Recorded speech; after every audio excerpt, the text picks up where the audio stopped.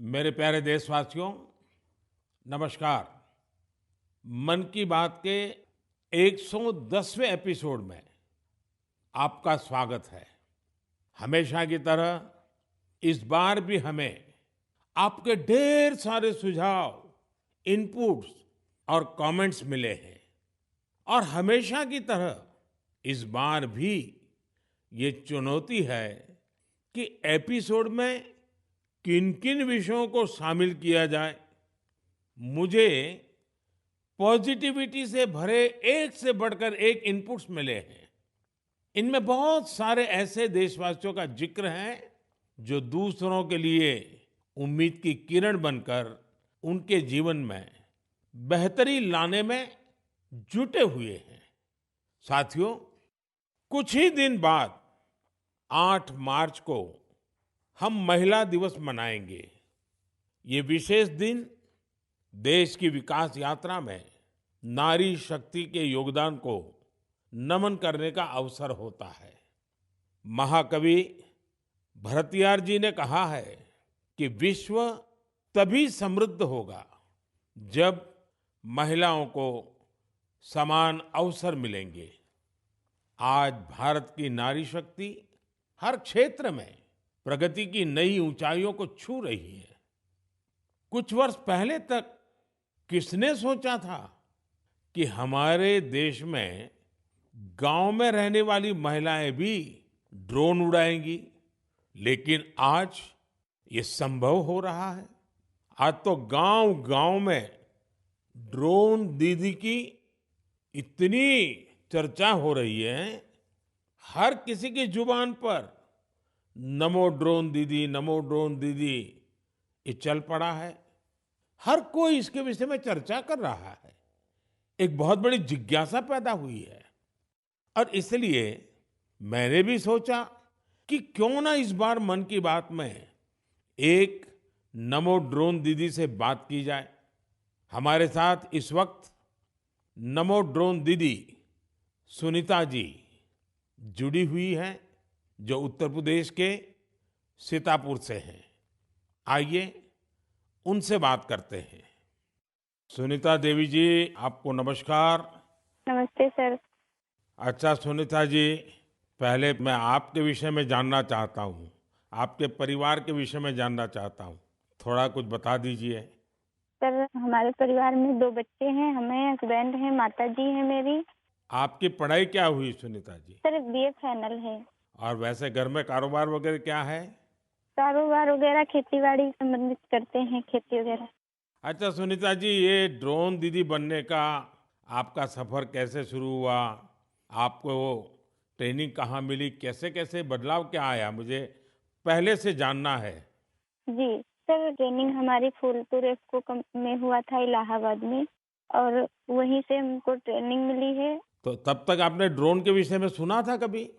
Sir, सुना नहीं था, एक बार ऐसे देखे थे कृषि विज्ञान केंद्र जो सीतापुर का है, वहाँ पे हमने देखा था, पहली बार वहाँ देखा था हमने ड्रोन। सुनीता जी, मुझे ये समझना है कि मानो आप पहले दिन गए, जी। पहले दिन आपका ड्रोन दिखाया होगा, फिर कुछ बोर्ड पे पढ़ाया गया होगा, कागज पे पढ़ाया गया होगा, फिर मैदान में ले जाके प्रैक्टिस, क्या-क्या हुआ होगा? आप मुझे बस समझा सकती हैं पूरा वर्णन? जी, जी सर। पहले दिन सर हम लोग जब गए हैं तो उसके दूसरे दिन से हम लोगों की ट्रेनिंग शुरू हुई थी। पहले तो थ्योरी पढ़ाई गई थी, सब क्लास चले थे 2 दिन। क्लास में ड्रोन में क्या-क्या पार्ट हैं, कैसे-कैसे आपको क्या-क्या करना है, ये सारी चीज़ें थ्योरी में पढ़ाई गई थी। तीसरे दिन सर हम लोगों का पेपर हुआ था। उसके बाद में फिर सर एक कंप्यूटर पे भी पेपर हुआ था, मतलब पहले क्लास चला, उसके बाद में टेस्ट लिया गया, फिर प्रैक्टिकल करवाया गया था हम लोगों का, मतलब ड्रोन कैसे उड़ाना है, कैसे-कैसे मतलब आपको कंट्रोल कैसे संभालना है, हर चीज़ सिखाई गई थी प्रैक्टिकल के तौर में। फिर ड्रोन काम क्या करेगा, वो कैसे सिखाया? सर ड्रोन काम करेगा कि जैसे अभी फसल बड़ी हो रही, बरसात का मौसम या कुछ भी ऐसे बरसात में दिक्कत होती, खेत में फसल में हम लोग घुस नहीं पा रहे हैं, तो कैसे मजदूर अंदर जाएगा। तो इसके माध्यम से हम बहुत फायदा किसानों को होगा और वहाँ खेत में घुसना भी नहीं पड़ेगा। हमारा ड्रोन जो हम मजदूर लगा के अपना काम करते हैं, वो हमारा ड्रोन से मेड़ पे खड़े होके हम अपना वो कर सकते हैं। कोई कीड़ा मकोड़ा अगर खेत के अंदर है, उससे हमें सावधानी भी बरतनी रहेगी, कोई दिक्कत नहीं हो सकती है। और किसानों को भी बहुत अच्छा लग रहा है। सर हमने 35 एकड़ स्प्रे कर चुके हैं अभी तक। तो किसानों को भी समझ है कि इसका फायदा है। जी सर, किसानों को बहुत संतुष्ट होते हैं, कह रहे हैं बहुत अच्छा लग रहा है, समय का भी बचत होता है, सारी सुविधा आप खुद देती हैं, पानी, दवा सब कुछ आप साथ में रखती हैं और हम लोगों को सिर्फ आके खेत बताना पड़ता है कि कहाँ से कहाँ तक मेरा खेत है और सारा काम आधा घंटे में ही निपटा देती हैं। तो ये ड्रोन देखने के लिए और लोग भी आते होंगे फिर तो। सर बहुत भीड़ लग जाती है, ड्रोन देखने के लिए बहुत सारे लोग आ जाते हैं। जो बड़े-बड़े फार्मर्स लोग हैं, वो लोग नंबर भी ले जाते हैं कि हम भी आपको बुलाएंगे स्प्रे के लिए। अच्छा, क्योंकि मेरा एक मिशन है लखपति दीदी बनाने का। अगर आज देश भर की बहनें सुन रही हैं, तो एक ड्रोन दीदी आज पहली बार मेरे साथ बात कर रही है, तो क्या कहना चाहेगी आप? जैसे आज मैं अकेले ड्रोन दीदी हूँ, तो ऐसी हजारों बहनें आगे आएँ कि मेरे जैसे ड्रोन दीदी वो भी बने। और मुझे बहुत खुशी होगी कि जब मैं अकेली हूँ, मेरे साथ में और हजारों लोग खड़े होंगे तो बहुत अच्छा लगेगा कि हम अकेले नहीं, बहुत सारे लोग हमारे साथ में ड्रोन दीदी के नाम से पहचानी जाती हैं। चलिए सुनीता जी, मेरी तरफ से आपको बहुत-बहुत बधाई। ये नमो ड्रोन दीदी, ये देश में कृषि को आधुनिक बनाने का एक बहुत बड़ा माध्यम बन रही है। मेरी बहुत-बहुत शुभकामनाएं। Thank you sir. Thank you. साथियों, आज देश में कोई भी क्षेत्र ऐसा नहीं है जिसमें देश की नारी शक्ति पीछे रह गई हो। एक और क्षेत्र जहां महिलाओं ने अपनी नेतृत्व क्षमता का बेहतरीन प्रदर्शन किया है, वो है प्राकृतिक खेती, जल संरक्षण और स्वच्छता।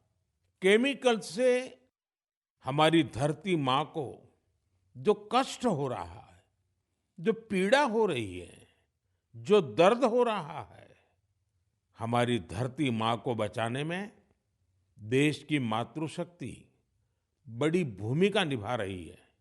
देश के कोने-कोने में महिलाएं अब प्राकृतिक खेती को विस्तार दे रही है। आज अगर देश में जल जीवन मिशन के तहत इतना काम हो रहा है, तो इसके पीछे पानी समितियों की बहुत बड़ी भूमिका है। इस पानी समिति का नेतृत्व महिलाओं के ही पास है। इसके अलावा भी बहनें बेटियां जल संरक्षण के लिए चौतरफा प्रयास कर रही हैं। मेरे साथ फोन लाइन पर ऐसी ही महिला है कल्याणी प्रफुल्ल पाटिल जी। ये महाराष्ट्र की रहने वाली है। आइए कल्याणी प्रफुल्ल पाटिल जी से बात कर उनका अनुभव जानते हैं। कल्याणी जी नमस्ते। नमस्ते सर जी, नमस्ते। कल्याणी जी, पहले तो आप अपने विषय में, अपने परिवार के विषय में, अपने कामकाज विषय में जरा बताइए। सर मैं एमएससी माइक्रोबायोलॉजी हूँ और मेरे घर में मेरे पतिदेव, मेरी सास है और मेरे 2 बच्चे और 3 साल से मैं अपने ग्राम पंचायत में कार्यरत हूँ। और फिर गांव में खेती के काम में लग गई, क्योंकि आपके पास बेसिक नॉलेज भी है, आपकी पढ़ाई भी क्षेत्र में हुई है और अब आप खेती में जुड़ गई हैं। तो क्या-क्या नए प्रयोग किए हैं आपने? सर हमने जो 10 प्रकार के हमारी वनस्पति है, उसको एकत्रित करके उससे हमने ऑर्गेनिक फवारनी बनाया। जैसे कि जो हम पेस्टिसाइड वगैरह स्प्रे करते, तो उससे पेस्ट वगैरह जो हमारी मित्र कीट रहती है, वो नष्ट हो रहे हैं और हमारी सॉइल का पोल्यूशन होता है। जो सब केमिकल चीजें वो पानी में घुल मिल रही है, उसकी वजह से हमारे बॉडी पर भी हानिकारक परिणाम दिख रहे हैं। उस हिसाब से हमने कम से कम पेस्टिसाइड का यूज करके। तो एक प्रकार से आप पूरी तरह प्राकृतिक खेती की तरफ जा रही हैं। हाँ, जो अपनी पारंपरिक खेती है सर, वैसे हमने की पिछले साल। क्या अनुभव आया प्राकृतिक खेती में? सर जो हमारी महिला है, उनको जो खर्च है वो कम लगा और जो प्रोडक्ट है सर, तो वो समाधान था कि हमने विदाउट पेस्ट वो किया है, क्योंकि अब कैंसर के प्रमाण जो बढ़ रहे हैं, तो जैसे शहरी भागों में तो है, लेकिन गांव में भी हमारे उसका प्रमाण बढ़ रहा है। तो उस हिसाब से अगर आप अपने आगे के परिवार को अपने सुरक्षित करना है, तो ये मार्ग अवलंबना जरूरी है। इस हिसाब से वो महिलाएं भी सक्रिय सहभाग इसके अंदर दिखा रही है। अच्छा कल्याणी जी, आपने कुछ जल संरक्षण में भी काम किया है, उसमें क्या किया है आपने? सर, रेन वाटर हार्वेस्टिंग जो हमारे शासकीय जितने भी इमारतें हैं, जैसे कि प्राथमिक शाला हुई, आंगनवाड़ियाँ हुए, हमारी ग्राम पंचायत की जो बिल्डिंग है, वहाँ के जो पानी है बारिश का, वो सब इकट्ठा करके हमने एक जगह पे कलेक्ट किया हुआ है। और जो रिचार्ज शाफ्ट है सर, कि बारिश का पानी जो गिरता है वो जमीन के अंदर परकोलेट होना चाहिए, तो उस हिसाब से हमने 20 रिचार्ज शाफ्ट हमारे गांव के अंदर किए हुए हैं और 50 रिचार्ज शाफ्ट का सैंक्शन हो गया है। अब जल्दी ही उसका भी काम चालू होने वाला है। चलिए कल्याणी जी, आपल्याशी बोलून खूप आनंद झाला. तुम्हाला खूप खूप शुभेच्छा. सर धन्यवाद, सर धन्यवाद. मलाही तुमच्याशी बोलून खूप खूप आनंद झाला. म्हणजे माझ्या आयुष्याचं संपूर्ण सार्थकी लागलं माझं जीवन असं मी समजते. बस सेवा करा. चलिए, आपका नाम ही कल्याणी है तो आपको तो कल्याण करना ही करना है. धन्यवाद जी. नमस्कार. धन्यवाद सर, धन्यवाद. साथियों, चाहे सुनीता जी हो या कल्याणी जी, अलग अलग क्षेत्रों में नारी शक्ति की सफलता बहुत प्रेरक है. मैं एक बार फिर हमारी नारी शक्ति की इस स्पिरिट की हृदय से सराहना करता हूं. मेरे प्यारे देशवासियों, आज हम सबके जीवन में टेक्नोलॉजी का महत्व बहुत बढ़ गया है. मोबाइल फोन, डिजिटल गैजेट्स हम सबकी जिंदगी का अहम हिस्सा बन गए हैं. लेकिन क्या आप कल्पना कर सकते हैं कि डिजिटल गैजेट्स की मदद से अब वन्य जीवों के साथ तालमेल बिठाने में भी मदद मिल रही है. कुछ दिन बाद 3 मार्च को विश्व वन्य जीव दिवस है. इस दिन को वन्य जीवों के संरक्षण के प्रति जागरूकता फैलाने के उद्देश्य से मनाया जाता है. इस वर्ष वर्ल्ड वाइल्ड लाइफ डे की थीम में डिजिटल इनोवेशन को सर्वोपरि रखा गया है. आपको ये जानकर खुशी होगी कि हमारे देश के अलग-अलग हिस्सों में वन्य जीवों के संरक्षण के लिए टेक्नोलॉजी का खूब उपयोग हो रहा है. पिछले कुछ वर्षों में सरकार के प्रयासों से देश में बाघों की संख्या बढ़ी है. महाराष्ट्र के चंद्रपुर के टाइगर रिजर्व में बाघों की संख्या 250 से ज्यादा हो गई है. चंद्रपुर जिले में इंसान और बाघों के संघर्ष को कम करने के लिए आर्टिफिशियल इंटेलिजेंस की मदद ली जा रही है. यहाँ गांव और जंगल की सीमा पर कैमरे लगाए गए हैं. जब भी कोई बाघ गांव के करीब आता है, तब एआई की मदद से स्थानीय लोगों को मोबाइल पर अलर्ट मिल जाता है. आज इस टाइगर रिजर्व के आसपास के 13 गांवों में इस व्यवस्था से लोगों को बहुत सुविधा हो गई है और बाघों को भी सुरक्षा मिली है. साथियों, आज युवा एंटरप्रेन्योर्स भी वन्य जीव संरक्षण और इको टूरिज्म के लिए नए नए इनोवेशन सामने ला रहे हैं. उत्तराखंड के रुड़की में रोटर प्रिसिशन ग्रुप्स ने wild life institute of India के सहयोग से ऐसा ड्रोन तैयार किया है जिससे केन नदी में घड़ियालों पर नजर रखने में मदद मिल रही है. इसी तरह बेंगलुरु की एक कंपनी ने बघीरा और गरुड़ नाम का ऐप तैयार किया है. बघीरा ऐप से जंगल सफारी के दौरान वाहन की स्पीड और दूसरी गतिविधियों पर नजर रखी जा सकती है. देश के कई टाइगर रिजर्व में इसका उपयोग हो रहा है. आर्टिफिशियल इंटेलिजेंस और इंटरनेट ऑफ थिंग्स पर आधारित गरुड़ ऐप को किसी सीसीटीवी से कनेक्ट करने पर रियल टाइम अलर्ट मिलने लगता है। वन्य जीवों के संरक्षण की दिशा में इस तरह के हर प्रयास से हमारे देश की जैव विविधता और समृद्ध हो रही है। साथियों, भारत में तो प्रकृति के साथ तालमेल हमारी संस्कृति का अभिन्न हिस्सा रहा है। हम हजारों वर्षों से प्रकृति और वन्य जीवों के साथ सह अस्तित्व की भावना से रहते आए हैं। अगर आप कभी महाराष्ट्र के मेलघाट टाइगर रिजर्व जाएंगे तो वहां स्वयं इसे अनुभव कर सकेंगे। इस टाइगर रिजर्व के पास खटकली गांव में रहने वाले आदिवासी परिवारों ने सरकार की मदद से अपने घर को होम स्टे में बदल दिया है। ये उनकी कमाई का बहुत बड़ा साधन बन रहा है। इसी गांव में रहने वाले कोरकू जनजाति के प्रकाश जामकर जी ने अपनी 2 हेक्टेयर जमीन पर 7 कमरों वाला होम स्टे तैयार किया है।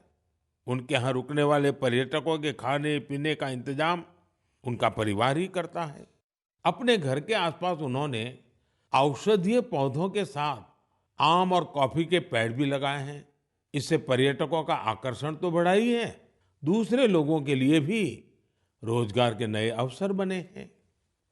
मेरे प्यारे देशवासियों, जब पशुपालन की बात करते हैं तो अक्सर गाय भैंस तक ही रुक जाते हैं, लेकिन बकरी भी तो एक अहम पशुधन है जिसकी उतनी चर्चा नहीं होती है। देश के अलग अलग क्षेत्रों में अनेकों लोग बकरी पालन से भी जुड़े हुए हैं। ओडिशा के कालाहंडी में बकरी पालन गांव के लोगों की आजीविका के साथ साथ उनके जीवन स्तर को ऊपर लाने का भी एक बड़ा माध्यम बन रहा है। इस प्रयास के पीछे जयंती महापात्रा जी और उनके पति बीरेन साहू जी का एक बड़ा फैसला है। ये दोनों बेंगलुरु में मैनेजमेंट प्रोफेशनल्स थे, लेकिन इन्होंने ब्रेक लेकर कालाहंडी के सालेभाटा गांव आने का फैसला लिया। ये लोग कुछ ऐसा करना चाहते थे जिससे यहाँ के ग्रामीणों की समस्याओं का समाधान भी हो, साथ ही वो सशक्त भी बने। सेवा और समर्पण से भरी अपनी इसी सोच के साथ इन्होंने माणिकस्तु एग्रो की स्थापना की और किसानों के साथ काम शुरू किया। जयंती जी और बीरेन जी ने यहाँ एक दिलचस्प माणिकस्तु गॉट बैंक भी खोला है। वे सामुदायिक स्तर पर बकरी पालन को बढ़ावा दे रहे हैं। उनके गोट फार्म में करीब दर्जनों बकरियां हैं। माणिकस्तु गोट बैंक इसने किसानों के लिए एक पूरा सिस्टम तैयार किया है। इसके जरिए किसानों को 24 महीने के लिए 2 बकरियां दी जाती हैं। 2 वर्षों में बकरियां 9 से 10 बच्चों को जन्म देती हैं। इनमें से 6 बच्चों को बैंक रखता है, बाकी उसी परिवार को दे दी जाती हैं जो बकरी पालन करता है। इतना ही नहीं, बकरियों की देखभाल के लिए जरूरी सेवाएं भी प्रदान की जाती हैं। आज 50 गांवों के 1000 से अधिक किसान इस दंपत्ति के साथ जुड़े हैं। उनकी मदद से गांव के लोग पशुपालन के क्षेत्र में आत्मनिर्भरता की ओर बढ़ रहे हैं। मुझे ये देखकर बहुत अच्छा लगता है कि विभिन्न क्षेत्रों में सफल प्रोफेशनल्स छोटे किसानों को सशक्त और आत्मनिर्भर बनाने के लिए नए नए तरीके अपना रहे हैं। उनका यह प्रयास हर किसी को प्रेरित करने वाला है। मेरे प्यारे देशवासियों, हमारी संस्कृति की सीख है परमार्थ परमो धर्मः, यानी दूसरों की मदद करना ही सबसे बड़ा कर्तव्य है। इसी भावना पर चलते हुए हमारे देश में अनगिनत लोग निस्वार्थ भाव से दूसरों की सेवा करने में अपना जीवन समर्पित कर देते हैं। ऐसे ही एक व्यक्ति है बिहार में भोजपुर के भीम सिंह भवेश जी। अपने क्षेत्र के मुसहर जाति के लोगों के बीच इनके कार्यों की खूब चर्चा है। इसलिए मुझे लगा कि क्यों न आज इनके बारे में भी आपसे बात की जाए। बिहार में मुसहर एक अत्यंत वंचित समुदाय रहा है, बहुत गरीब समुदाय रहा है। भीम सिंह भवेश जी ने इस समुदाय के बच्चों की शिक्षा पर अपना फोकस किया है ताकि उनका भविष्य उज्जवल हो सके। उन्होंने मुसहर जाति के करीब 8,000 बच्चों का स्कूल में दाखिला कराया है। उन्होंने एक बड़ी लाइब्रेरी भी बनवाई है जिससे बच्चों को पढ़ाई लिखाई की बेहतर सुविधा मिल रही है। भीम सिंह जी अपने समुदाय के सदस्यों के जरूरी डॉक्यूमेंट बनवाने में, उनके फॉर्म भरने में भी मदद करते हैं। इससे जरूरी संसाधनों तक गांव के लोगों की पहुंच और बेहतर हुई है। लोगों का स्वास्थ्य बेहतर हो, इसके लिए उन्होंने 100 से अधिक मेडिकल कैंप्स लगवाए हैं। जब कोरोना का महासंकट सिर पर था, तब भीम सिंह जी ने अपने क्षेत्र के लोगों को वैक्सीन लगवाने के लिए भी बहुत प्रोत्साहित किया। देश के अलग-अलग हिस्सों में भीम सिंह भवेश जी जैसे कई लोग हैं जो समाज में ऐसे अनेक नेक कार्यों में जुटे हैं। एक जिम्मेदार नागरिक के तौर पर हम इसी प्रकार अपने कर्तव्यों का पालन करेंगे तो यह एक सशक्त राष्ट्र के निर्माण में बहुत ही मददगार साबित होगा। मेरे प्यारे देशवासियों, भारत की सुंदरता, यहाँ की विविधता और हमारी संस्कृति के अलग अलग रंगों में भी समाहित है। मुझे ये देखकर अच्छा लगता है कि कितने ही लोग निस्वार्थ भाव से भारतीय संस्कृति के संरक्षण और इसे सजाने संवारने के प्रयासों में जुटे हैं। आपको ऐसे लोग भारत के हर हिस्से में मिल जाएंगे। इनमें से बड़ी संख्या उनकी भी है जो भाषा के क्षेत्र में काम कर रहे हैं। जम्मू कश्मीर में गांदरबल के मोहम्मद मानशाह जी पिछले 3 दशकों से गोजरी भाषा को संरक्षित करने के प्रयासों में जुटे रहे हैं। वे गुजर बकरवाल समुदाय से आते हैं जो कि एक जनजातीय समुदाय है। उन्हें बचपन में पढ़ाई के लिए कठिन परिश्रम करना पड़ा था। वो रोजाना 20 किलोमीटर की दूरी पैदल तय करते थे। इस तरह की चुनौतियों के बीच उन्होंने मास्टर्स की डिग्री हासिल की और ऐसे में ही उनका अपनी भाषा को संरक्षित करने का संकल्प दृढ़ हुआ। साहित्य क्षेत्र में मानशाह जी के कार्यों का दायरा इतना बड़ा है कि इसे करीब 50 संस्करणों में सहेजा गया है। इनमें कविताएं और लोकगीत भी शामिल हैं। उन्होंने कई किताबों का अनुवाद गोजरी भाषा में किया है। साथियों, अरुणाचल प्रदेश में तिरप के बनवंग लोसू जी एक टीचर हैं। उन्होंने वांचो भाषा के प्रसार में अपना अहम योगदान दिया है। यह भाषा अरुणाचल प्रदेश, नागालैंड और असम के कुछ हिस्सों में बोली जाती है। उन्होंने एक लैंग्वेज स्कूल बनवाने का काम किया है।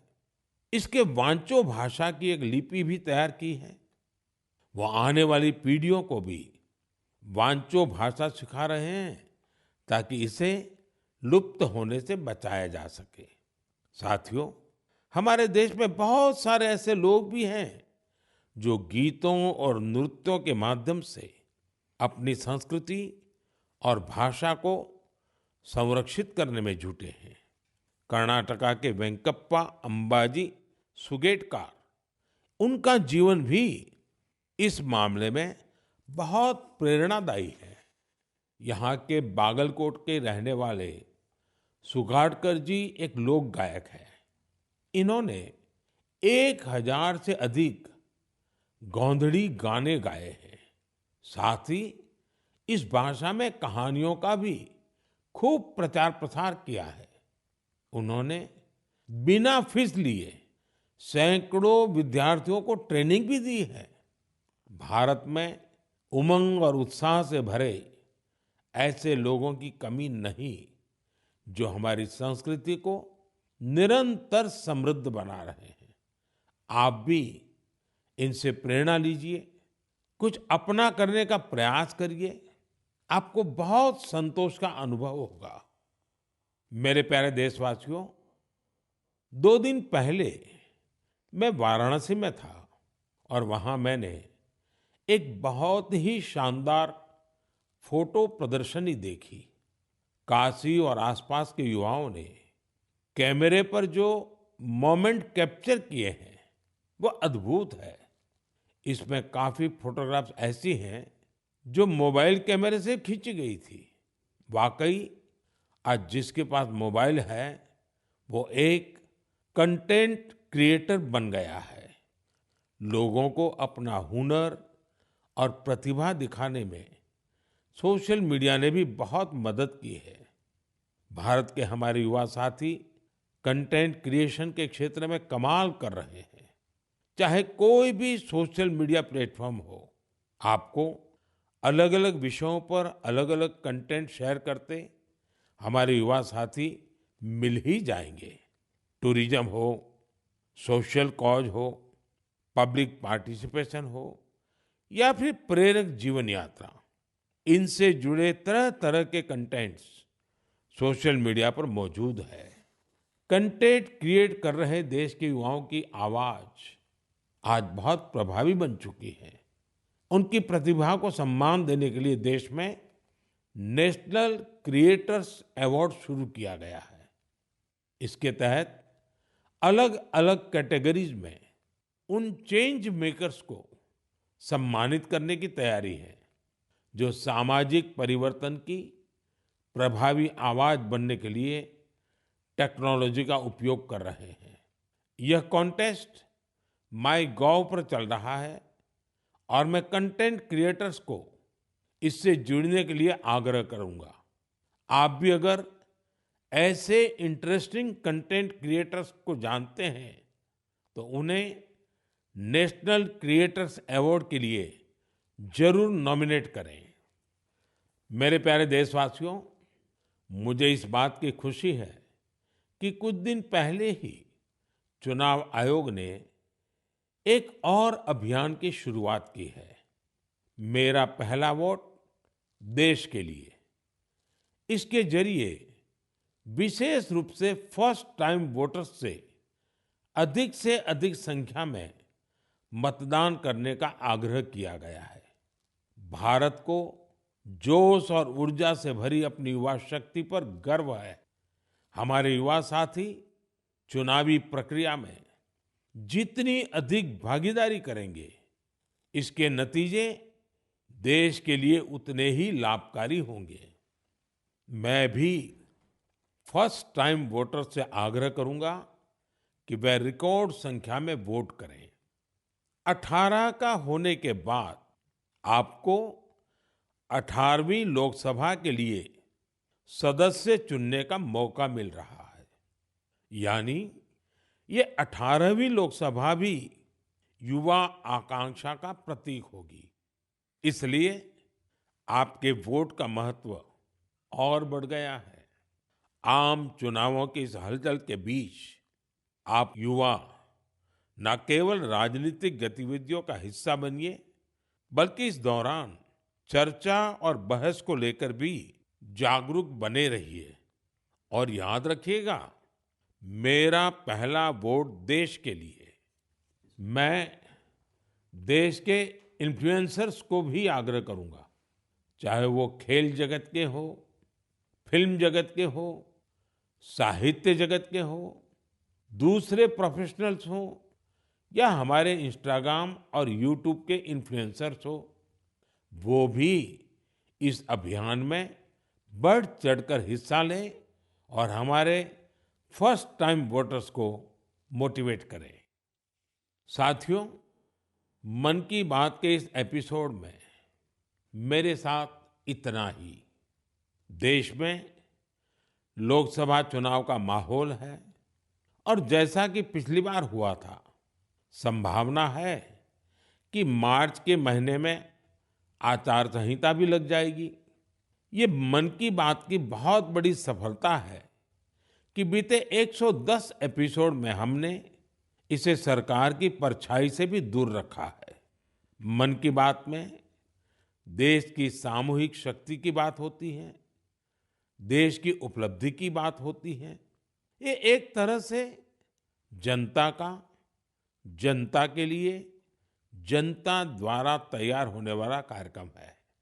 लेकिन फिर भी राजनीतिक मर्यादा का पालन करते हुए लोकसभा चुनाव के इन दिनों में अब अगले 3 महीने मन की बात का प्रसारण नहीं होगा।